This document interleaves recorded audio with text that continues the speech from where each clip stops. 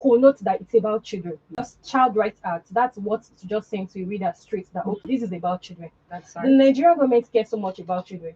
And most time when you look at the age of the girls that are being mutilated below 18. So the Child Rights Act is very, very instructive too. Section 11B of the Child Rights Act says that no child shall be subjected to any form of torture, inhuman, or degrading treatment or punishment. If you consider this with 1999 Constitution, it's almost the same thing. Very similar, yes. Yes. So that means that no child should be violated under no circumstance because that is the law and we are bound to obey the law. We Okay. don't argue the law or start saying that, oh, this is what I am, this I'm from this tribe and this is what we have to do. The law supersedes every other person. So you are bound to obey the dictum of the law. So now, when we look at this, there is no express mention of FGM. That's the thing. Yes, it's just we are That's just the thing. That's the thing. so there's no express mention. So that was why a lot of advocates started coming up that oh, we want something that will be specific on FGM. That anybody reading it will know that oh, this is FGM, not like we trying to explain to them That's that right. this is it. So that was what bet the violation of people's law. That's VAP law. That was what bet it, and it came into being in 2015 by President Goodluck Ebele Jonathan. And why people kept on hammering on that is just that they want something specific on that FGM. So VAP Act, though it was domesticated first in Abuja, but now we have about 30 states now that have also domesticated it. So some people gave it another name, some didn't use the VAP. Like Oyo State is using VAP law. So that means it's a law In that state. Yes, not act now that it's federal level. Okay. So now that one is very, very specific on FGM. Now let me read Oyo State's VAP law. The female genital mutilation of the girl child or woman is hereby prohibited. That's section 10 of it. So even it mentioned it expressly that the female genital mutilation of the girl child or woman is hereby prohibited. And any person who performs female genital mutilation or engage another to carry out such mutilation commits an offense. So that makes it a criminal offense. It's not something that you want to start arguing about. It is an offense. And now there's also a punishment to it. You are liable to a conviction to a term of imprisonment not exceeding 4 years, or to a fine not exceeding 500,000 naira, or both. So that makes it that okay, if you're in Oyo State and you are caught to be doing this is what is going to happen to you because you'll be prosecuted at the end of the day. So it's very, very express on it. Then the section 3 now says that any person who attempts to commit the offense under this section commits an offense and is liable on conviction to a term of imprisonment not exceeding 2 years, or to a fine not exceeding 200,000. What do we mean by attempts? Like you want to do it. Maybe you've gotten the instruments ready and somebody just send a signal to an agency that oh, this is what this woman wants to do. It's an attempt. You have not succeeded in doing Already it. done it, yes. So that is the punishment for that. So the law doesn't want to wait until you do it. Even an attempt is still criminally, you are still criminally liable for it. So different laws on that. Then the VAP law too, which is the VAP Act, that one is from the states which I earlier mentioned that Abuja one. Before each state now started adopting it, Oyo State did, Ogun State has their, Lagos has their, different states just started adopting it. Any person who attempts or commit this offense is liable to a term of 100,000. Most time people tend to look at it and they look at the price and the money that is attached to it and they be like, oh, this is very small at all. But that is where we can come in now that okay, there is a room for amendment. If you feel this is very small and it might not necessarily cop female genital mutilation, you can keep on angry that okay, our government, this is what we want you to do. So if I'm getting it correctly, you're talking about the fact that if people feel that that amount, the 100,000, the 500,000, if we feel like this amount is too small, and any Tom, Dick, and Harry can pay that amount, then we can seek and hold the government accountable to an amendment. Yes, so true. suggest it to them, Yes. and then okay. So through our legislators. Okay, thank you for that because I was going to say, how does that work exactly? Okay, so through our legislators, because you are all from a particular constituency. Like if you're from a particular constituency, you have an honorable that is representing you. Yes. So you can just write a proposal to him. Dear Honorable, my name is this. I'm a gender advocate. I'm interested in this. I've perused the content of the laws in Oyo State, but I feel that the amount of money is very, very ridiculous. May I humbly suggest you raise it at the floor of the house, then with a lot of people too, so that it can't be only you. You know, when a lot of Yes. people gather, they keep writing to the honorable, and you know, you can raise it up, and before you know it, they try to change it. So that is how I think we can come in now. And you know, once they see that, you know that, oh, these people are also serious, let's do something about our law. So the laws are not just for us to just take it like that, and we can always work. Though it's going to be a long process. It's not as if the moment you do it, the moment we change it. But then we can hope for the very better. Absolutely. That's so true. Is there more? Okay. So the reason I asked that particular question is because if you link it to the frequency at which we hear cases of female genital mutilation, you actually really question yourself and wonder, are there really laws? Are there really laws? Like, if there really are laws, is the problem that these laws are not publicized enough? Or is the problem that people are just completely disregarding the laws because they don't have any faith in the justice system that would what's the word now, that would hold them accountable and give them consequences if they are found guilty? Is it that they don't have faith that will happen, or they are just thinking, I don't even think it will even get reported enough to the point where it will even get to the police and then to the court? So what exactly do you think, just by way of your profession and general experience, that is responsible for these laws not being adhered to? Is it a lack of publicity, lack of awareness, or just blatant disregard for the law by the masses? Well, I think it's part of everything you've mentioned, but I'm going to be taking them one after the other. Like, not only related to gender-based violence offenses alone. Generally, we seem to have a low, let me say, adherence to laws. In fact, when you talk about stealing, talk about these and all, there are laws, but you know, because it's gender, so it's kind of like limited in a way, because most people do not really even care. Nigeria is such a patriarchal country, so to speak. So most people are not really aware. Then let's even say that awareness is also very low. A lot of people are not aware that we have laws, we have regulations on all this, because some people just think like it's normal thing, it's cultural thing, people do it. So, and is my I have a daughter, so if I want to cut the daughter, what's my own business? But that's not it, because the law is above every person. You can't say because it's your daughter, the law is above even you. Your life belongs to the government. As far as the law is concerned, you don't even have a right to take your own life. So not to now say, you now say, oh, it's my child, I gave birth to her, so I can do whatever. You can't do whatever. The law controls every of our actions. So I think that is one of the reasons. Low awareness, then lack of interest in women matters. You know, once you just say, oh, female genital mutilation, some people just look at it like, oh, it's a feminine issue. What's my own business with that? Girls and their wala, women, they too have wala. You don't have That's anything. that's very true, So and it's a lot of men are guilty of that. yeah, so that's part of it. Then our cultural setting again, Nigeria, African, we have a lot of culture that are barbaric, and you know, and that's where the law is trying to come out now. That even law is against every barbaric culture, any culture that offends your dignity, your right of expression, your value as a person. The law is against it. So all these contribute to the reasons why people don't even know that we have many laws. But we thank God for a program like this. They will orientate people, and people can keep on their awareness. Then another thing I also noticed is that Yes. a lot of women who have been mutilated, they kind of like they always hold back. They are not bold to say, I experienced this and I'm still suffering from it now.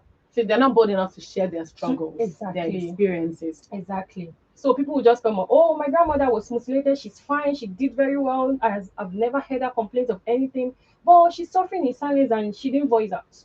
So, but I mean, we have so many women who can come out and say, see, I was mutilated and I went through issues. I'm still suffering from it. You know, a lot of people will learn from that. But Africans, we don't usually tell our stories, especially the painful parts. Always hiding to ourselves. We don't want anybody to know that this is what has been done. So they mutilated you. We don't want all of that. So that's why we try to encourage people. If you've done this, please come out so that others can learn from you. Don't just keep your story to yourself and let other girls also pass through this horrifying experience. Okay. So those are the reasons I feel. Well, thank you very much for that. Thank you very much for that. It's 21 minutes past 2 on Women Radio 91.7, and this is still Let's Talk FGM on Women Radio 91.7. Let's Talk FGM is where we discuss everything pertaining to female genital mutilation. If you're just tuning in, my name is Somto Titilayo Achama, and this is still Women Radio 91.7. Check us out on Facebook, Twitter, and Instagram at WFM 917. Mama Dora, bring Dora, come on. Mama Dada, don't come circumcise her.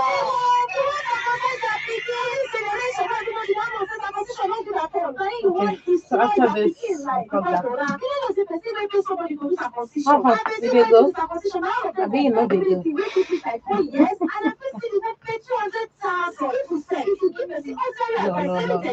No, up and down, up and down. Yes, yes, yes. Ah, yes. See this part, you can you flood it because that's the real problem. It's like I've never actually ever heard that. No, that female genital. I will put you on the hot seat. I will put you on the hot seat. Too many things. Okay, we're back up. This is still Let's Talk FGM on Women Radio 91.7. My name is Sumto Titilayo Ajama. If you're just tuning in once again, you're welcome. Let's Talk FGM is an initiative of HACEY Health Initiative in partnership with Women Radio 91.7 and funded by the United Nations Trust Fund to end violence against women. Today on Let's Talk FGM, we're discussing insights on policies and legislation that protects women and girls from female genital mutilation. Insights on policies and legislation that protects women and girls from female genital mutilation. Please, at any point in the program, feel free to call in to ask questions. If you're confused or a little bit perturbed by anything that has been said so far and you need clarification, well, we have Barrister Adenti Tolulope with us today, and she's doing very good justice to the subject of insights on policies and legislation to protect women and girls against female genital mutilation. So if you got what she said and you're questioning, like, does this exist? Does it not exist? Put a call through to 07000 917 and ask your question. Ask it with your full chest. Ask your question and get clarification so that when you go back, you can have the proper feedback that you need. Also, you can send in text messages or WhatsApp messages to 0703 175 6537. 0703 175 6537. All right. So we were just talking about the fact that a lot of cases concerning female genital mutilation just feel like they are commonplace. So these cases are now sadly viewed as the norm, when in reality that shouldn't even exist in the first place. As you've said, it's a violation and it shouldn't even be in the first place because it's actually a crime as well. So not only is it a violation, it's also a crime. Why then do you think that people are still partaking in or are still participating in female genital mutilation? Why do you think they're still doing that to people, to young girls nowadays? I think it will go to the enforcement. To be very practical, the enforcement level is very, very low. And most times, even our security agencies, our law enforcement agencies are not well acquainted with these laws. So I think that is where we will have to start from. Then we have this culture again in Africa, and like, oh, what's my own? So far, she's not my daughter. If you like, you can cut her daughter. Whatever they do is not my own. That's not my daughter. So we always seem to mind our business. We are not really so much like, oh, why must you cut your girl? I must take you. I must report you. We don't really have that kind of attitude. In fact, if you take somebody to court on an action and you get back, just know that you can't be friends again. And so when people now say, "Oh, so you mean I'll not be the one to report my neighbor that she's mutilating again?" Oh no, I don't want that. Leave her alone. I just leave them in God's hands. So all this kind of attitude. You're very right. You're actually very right. So those attitudes too is water down all this law. But I think we have a working system whereby even our law enforcement agencies are well acquitted with these laws. Once you report that, oh, FGM, this is it, they'll be so proactive to act. I think all these will really be structured out properly, and they will try to know that this is a criminal offense, not just a feminine issue. Because they can just look, even there are cases of rape, people report and they just say like, oh, is that not your boyfriend? So why will you now come and report your boyfriend? No, it's not about that. It's an offense. It's a criminal offense. So it should So be treated it should be treated as one. such. Yes, not like you just overlook you like, oh, so what's my own business now? It's feminine issue. And thank God there are some states that have some gender units in their police stations, though it's not all the states. People are still Yes. working on that. But I just hope that we have that in all the 36 states. So gender units, or by the gender officers that they are, policemen there are well acquainted. They will entertain your reports. They understand that, oh, this is what you've come to do, and they will treat it as it should be treated, not just like wave it aside like, oh, it's one of those things now, it's cultural. Or even me that I'm even talking to, I was even mutilated. So why the female officers at times. So it's part of those issues that we have to start from. Encourage them, motivate them, and let them see that, oh, what you're actually doing, that means you're even condoning it itself. So you're in a way aiding it, which is also an offense. I'll also get to that. Aiding and abetting FGM is also an offense. You know, it's really good that you mentioned that. It's really good that you mentioned that. And then we're coming back to that part where you just said aiding and abetting female genital mutilation is an offense.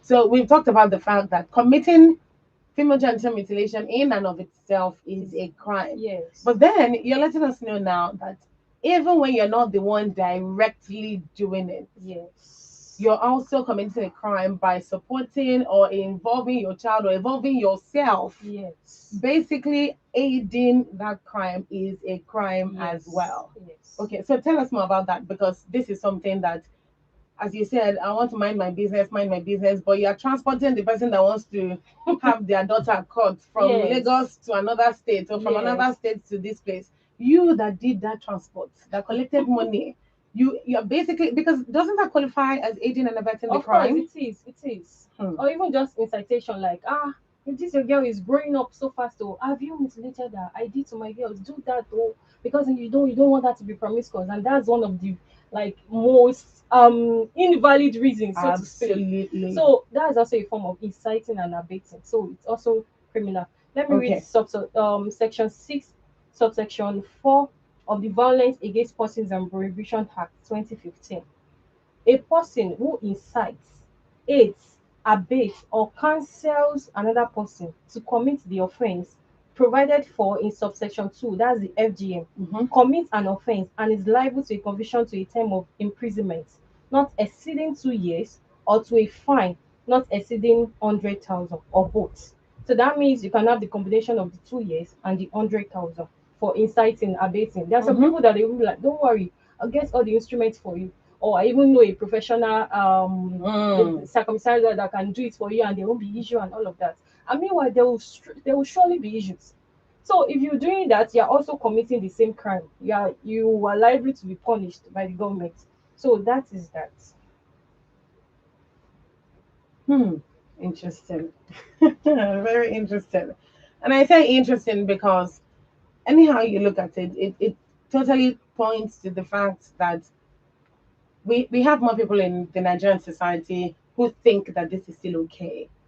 And because they think it's still okay, even if they vaguely know about the laws, they don't think that it will apply to them, because they think anybody who is Nigerian would understand that this is our culture.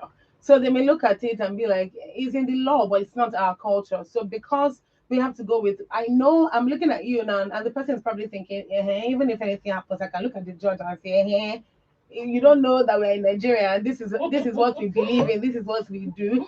So that level of ignorance is disheartening, and is very questionable, being that we as a country should know better. Yes. So let me ask you this.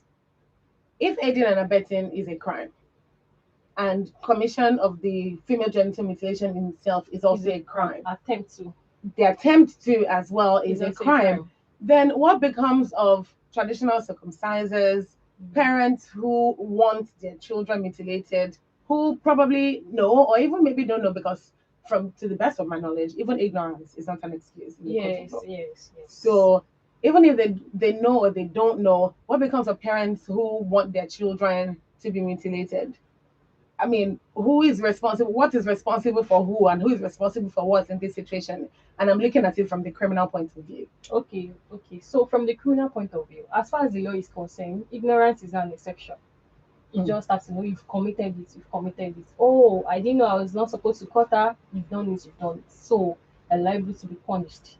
However, if you put a kind of like sociological aspect and approach to it, can we try to reorientate all these people? Can we actually try to list out all the weakness of FGM, like all the disadvantages, Mhm. everything that can happen to a girl? How a girl can even lose her life through that process. How Mm. a girl can be contacted. How a girl can have an issue for her life and she'll never remain whole again. Urination issues, childbirth, Mm. menstruation, and all of that. What about we put out all those disadvantages to all these parents and we do it in our local language? Because I believe that a lot of enlightened people might not necessarily subscribe to FGM, even That's though true. few can still. Mm-hmm. But so I feel we need to go back to the grassroots and speak in local language, local dialects. That okay, these are the states with the statistics and research that a lot of people have done. These are the states that have high rates of FGM. Can we go to them? Can we now start to look for another approach or another work for all these traditional circumstances, like getting them farm, giving them a source of income, like training them. Mm-hmm. So you know you're collecting a source of livelihood from them. So you should be Mm-hmm. able to give them an alternative that oh, we don't want you to do this. This is bad. This is a criminal offense, but this is another alternative that we're bringing to you. So what about we do all of that, then watch how the change will be? Because most time they don't even know, they are not aware. They even think they are doing the girl under so much dangerous situation and Mm-hmm. conditions. So what about we put them to it to that and let them understand that this is what you are doing, you don't love this girl. And this is what can result from this girl. A lot of girls they lose their self-esteem because of that. Because somehow they feel incomplete, like something has been removed from their body. Sometimes when they go out in public toilet and they know, ah, why is my friend private part like this and me, I don't have this. You know, children can be so and they'll be like, oh, so something has been that means I'm not complete. So that means something is not with me again. Mm. And they start feeling the loss of self-esteem. It's gradually it start getting lower and lower and Little lower by and little, little by yes. little, and the girl child will just succumb to fate that, oh, I'm an African, here I am. But we shouldn't do that. So we should try to keep on with the advocacy, and I believe that we are going to see positive change. Okay. Thank you very much. We have a call coming in. Hello, good afternoon. Good afternoon and welcome to Let's Talk FGM. May I know your name and where you're calling from?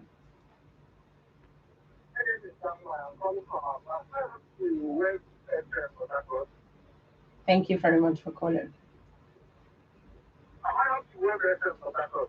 Oh no, not at all. Not at all. You're on to Women Radio 91.7.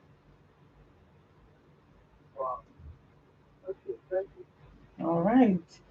I don't know what's responsible for that kind of error. But okay, moving on, moving on. You can still call in. You can still call in. And this, by the way, is Women Radio 91.7. So when you're calling in, you know specifically where you're calling into so that you can get the information that you need or clarity that you need when it regards female genital mutilation. You're tuned into Let's Talk FGM, and the title of the program speaks for itself.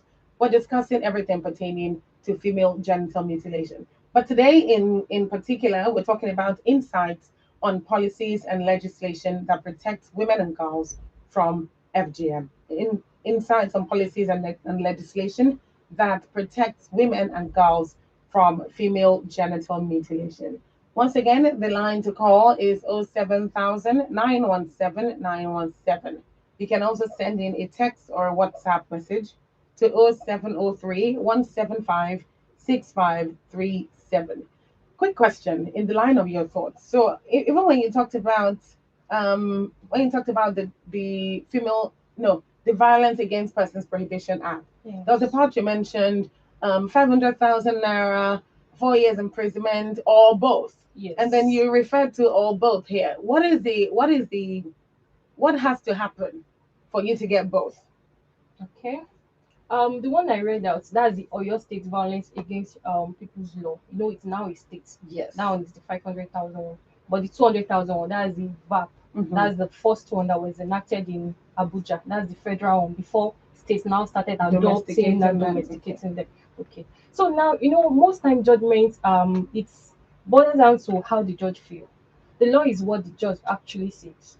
So once a judge look at issues and like, oh, maybe out of ignorance, let me just give the woman 2 years. And maybe the woman has showed so much resource, like, oh, I didn't know, Mm-hmm. I wish I didn't do, and it will never happen. And the judge who has read all the demeanor, countenance, and all. So she might just say, oh, 2 years.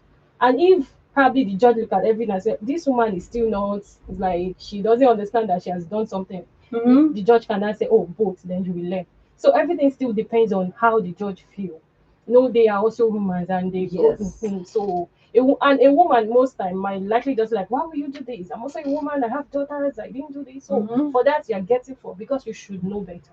So it's all those things also affect the judgment of the court too, of the judge. So that is how it is. Some people might be lucky they can get two, some people might be lucky they can get one. So it depends.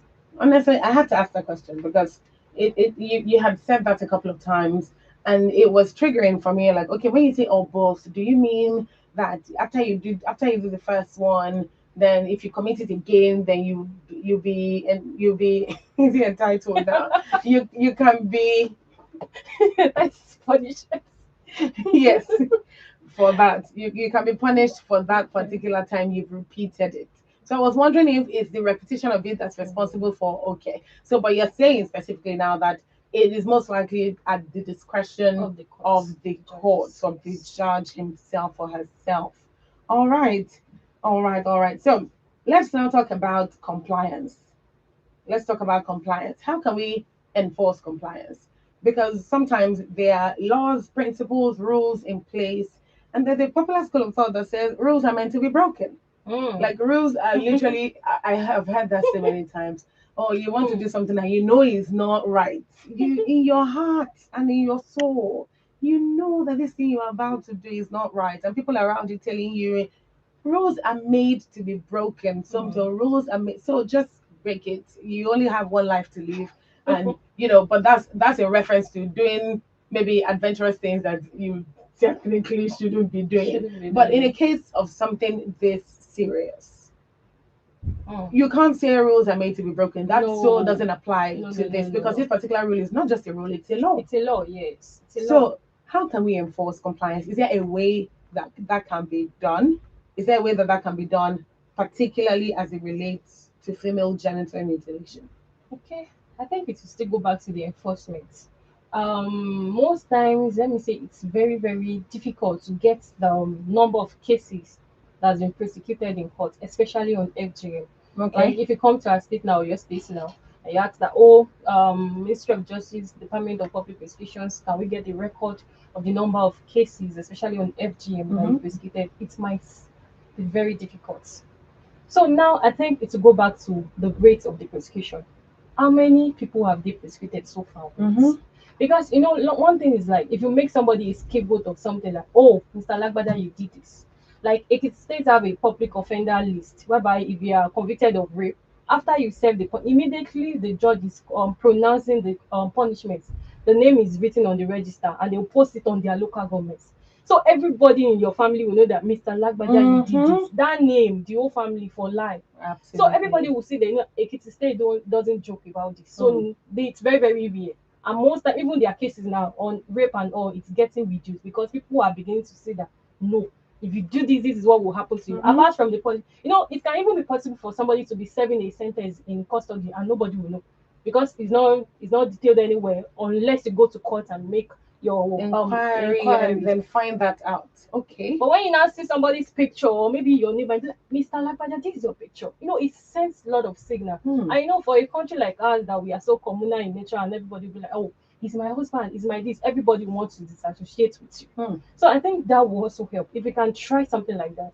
High rate of prosecution, then after prosecuting, we don't just keep quiet in court. Our courts are very it's kind of like confidential in a way. Most time we always just in the court. Sometimes you are not even expected to say some things outside of Mm-hmm. courtroom. Everything is done There's too in much. such There's a lot of mystery yeah, around so it. people don't get to know. But imagine if you publish something like that outside that this woman mutilated a girl and this is her picture and she's in the custody for this years. A lot of people will see that, oh, so that means you guys are now serious. So that means you Mm-hmm. punish somebody. So it Hmm. will a Hmm. lot of people will be so waking up to they will be so they'll understand the fact that they're not just laws for paper sake. They are working and if you do this, this is what will happen. So I think that is what we will have to work on. Prosecution, then a lot of advertisement and jingles. Apart from the fact that Ekiti State published the name of their convicted offenders, they also go on social media, on their Facebook page. Ekiti State this, please kindly note Mr. Lagbada. Imagine just seeing somebody you once or your classmate. In fact, you won't even tell anybody that this is my classmate. Mm-hmm. So you just do as if you've not seen the person before. So imagine we do that on FGM. So I think it will go a long way. So that is where I think we can work on this. You're actually 100% correct. You're actually 100% correct. And then with the reference of the fact that these people need to be sensitized and they need to be retold and retold and retold. And Nigerian that advertisement and jingles that you Yes, talked about yes, also has to be effected. yes, And that's your suggestion to yes, enforce compliance. yes. But you know there's something that Nigerians take very personally. Okay. Shame. Shame. Shame. The mere fact that it goes in line with the advertisement that you Yes, said. yes, So just knowing that I know somebody, maybe even not directly, but I know somebody that knows somebody, a friend of my friend, somebody yes, was his name or her name was publicized somewhere. You Nobody wants to be associated with yes, that person because automatically you're carrying the shame of that person. yes. And they're like, are you not the The friend of friend mine? of Don't Mr. you? And automatically you already know that because you're associated with them, they already believe you're associated with the crime Yes, as well. yes, So to a large extent, I agree with that point of view that the Yes. more they talk about it, the more it's publicized yes. and the more people are shamed, named Yes. and shamed Hmm. for perpetrating female genital mutilation, then to a Yes. large extent, we will see a reduction in cases because that's what you were Yes. talking about. Yes. All right. It's 17 minutes to 3 on Women Radio 91.7, and this is still Let's Talk FGM. Still discussing insights on policies and legislation that protect women and girls from FGM. So you can call in 07000 is the number to call 07000 You can also ask questions and you will get the answers to your questions hopefully in the course of conversation. 07000 is the number to call. And you can also send in text or WhatsApp messages to 0703 175 6537. Now, you talked about the culture earlier, the fact that for some reason it looks like that cultural perspective that people have is also another reason why FGM is so common. Yes. Would you say that despite these laws, culture is still topmost in the minds of people when it comes to female genital mutilation and the fact that it's still a common practice today? Yes, because Nigeria is such a cultural country. Everybody belongs to one tribe or culture. Somebody will say, "Oh, this is what the woman in my family has been doing. If my great grandmother did it, my grandmother did it, my own mother did it, and why will it come to my turn now? You be telling me it's an offense and all." So a lot of people still hold in high regard their cultural values, their traditions. That's why somebody can travel all the way from Lagos, take his daughter to far, his own state and say, oh, because Lagos people, you're saying it's a crime, bro. No problem. I'll take this child to my local government, I'll take this child to my town, and they will do it for her, and nobody will know anything. So people still hold their cultural values, their expectations, and all. They still hold it in high esteem. And that is because I feel because the law has not really been active. I didn't mean it has been so much pronounced as an offense, and people have been seeing people that has been prosecuted for it. In fact, the hometown that the man is taking the child to, they will also reject the child that no, Exactly. I don't want to be a suspect in your case. Take your child away. I don't want wahala. But the fact that a lot of things goes on in hidden places, nobody bothers to check on anybody. Before you know it, they can cut a girl. You can be in the same environment with the girl, and they are cutting the girl, and nobody will know. They just keep signing. So I think and despite this fact, the law is still above our cultural values and expectation because we are all expected to obey them. And any cultural values, any law, any cultural expectation that is barbaric, repugnant to natural justice, equity, and good conscience is supposed to be dropped. So, as far as the law is concerned, the law is above every culture, every traditions, everything that you hold in high esteem. In fact, religion, the law is above it because by the virtue of the provisions of the constitution, Nigeria is a secular country. So you're not expected to say, I'm a person, I'm a Yoruba lady, this is what they be doing and all. No, the law is above that. The law doesn't care about your tradition so much, especially as it violates women's rights. Mm-hmm. Because once you're cutting a girl, you are violating her sexual and reproductive rights too. So the girl child you are violating is a girl, is a citizen of the country, and the law even believe you are not the owner of that child. Hmm. Every child belongs to the government. Even your own life belongs to the government. So what are we now saying? So the law is above every culture, every traditions that seems to suppress women, violate their rights, deprive them of their fundamental human rights and expose them to torture, Mm-hmm. all form of cruel treatment, degrading treatment, just to make sure that the girl child are suppressed. The law is above that. Thank you. Thank you very much for that. Another very important question to speak about would be the fact that you said earlier, and I also know this, there are some states that have not domesticated the both the Child Rights Act and Wow. the yes, exactly. There are some states that have still not now we have a federal government. We Yes. have the local, we have the states, we have the federal government. Yes. And the federal government, as everybody knows, is like big brother to us. Yes. So, Yes. what is the federal government doing? Are there any measures that should be put in place? Because there's only a level of freedom that you get when that Yes. freedom, in a certain way, when put in a certain context, impedes on the rights of other people. Because the fact that the states are free to choose whether or not to domesticate these rights and these laws, it's already directly contradicting the fact that you need to secure the sexual and reproductive rights of women and girls within those areas, particularly for those who are still being mutilated. So, if the freedom of a state to decide whether or not to domesticate the right is infringing on the rights of the people who are supposed to be protected, what is the federal government to do about that, in your opinion?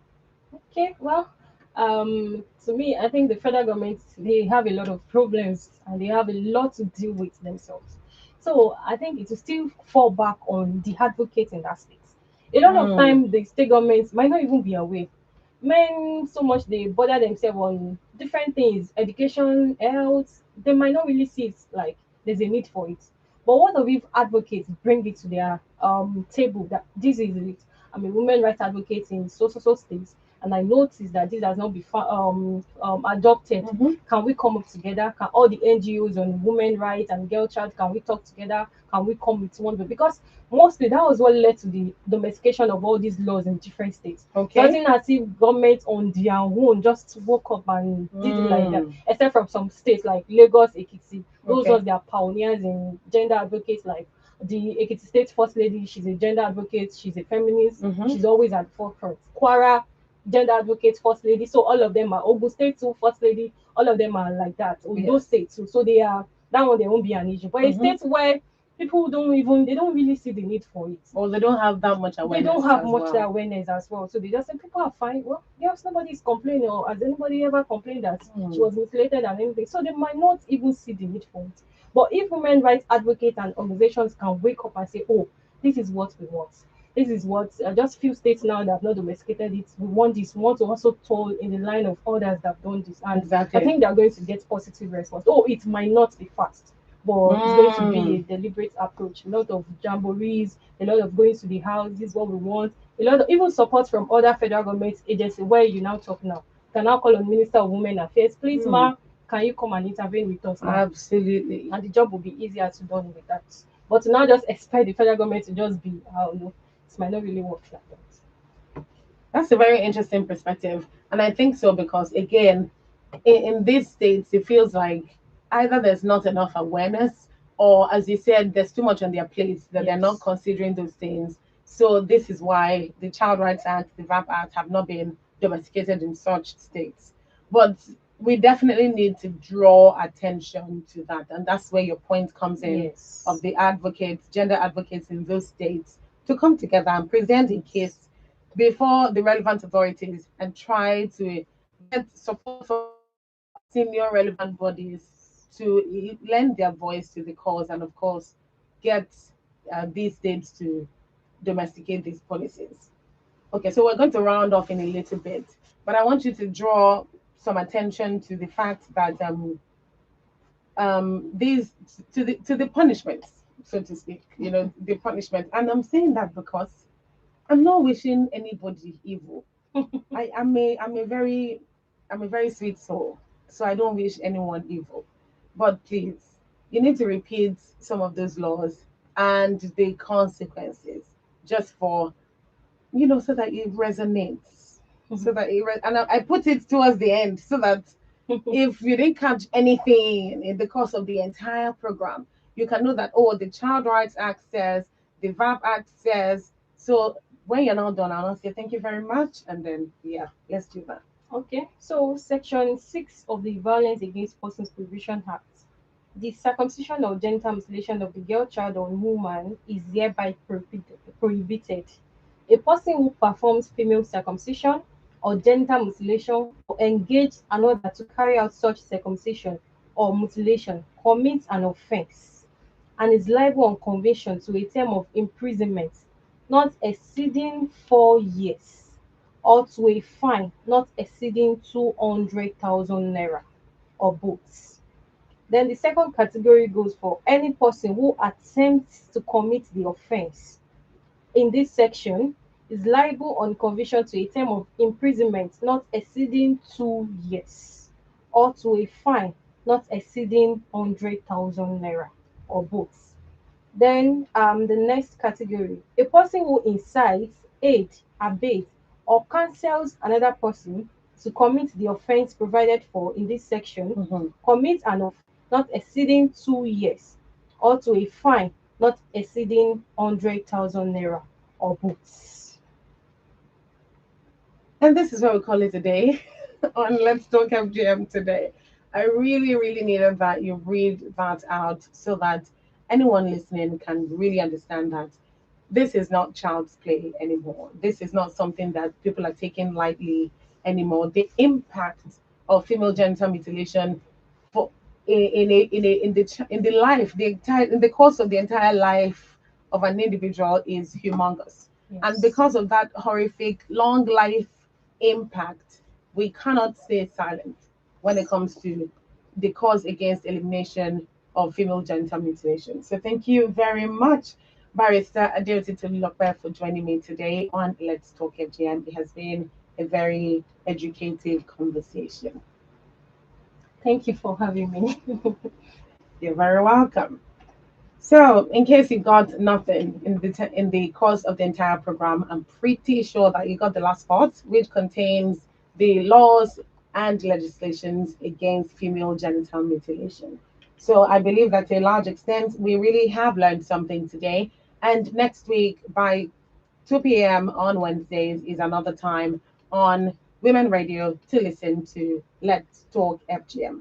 Join us as we talk FGM and condemn the practice. Let us join hands together to stop female genital mutilation today. You can also report cases of female genital mutilation around you by calling the number 0812 467 0069 to report cases. Yes, 0812 467 0069. Get more information on female genital mutilation and what to do next on stopcut.hacey.org. Stopcut.hacey.org. Thank you very much for tuning in. Let's Talk FGM is an initiative of HACEY Health Initiative in partnership with Women Radio 91.7 and funded by the United Nations Trust Fund to End Violence Against Women. Thank you to my producer, Adenike Kodri, and my name is Somto Titilayo Ajama. Good afternoon. Àṣàkẹ́ ní sunkún òde ìrànpẹ́ ṣebí ìyá àgbà onígi ló fẹ́ dábẹ́ fún ọ. Mo fẹ́ dábẹ́ fún ọmọ mi. Àwọn àdúgbò ẹ̀gbà wá ó fẹ́ dábẹ́ fún ọmọ ẹ̀gbà wá o. Àwọn ọmọ yẹn ló fẹ́ dábẹ́ fún ṣàjẹ́ ìyá àgbà onígi gan ni wọ́n sì tẹ̀tọ́ fún wa dábẹ́ fún mi. Well done, well done, well done, well done. Thank you for coming in.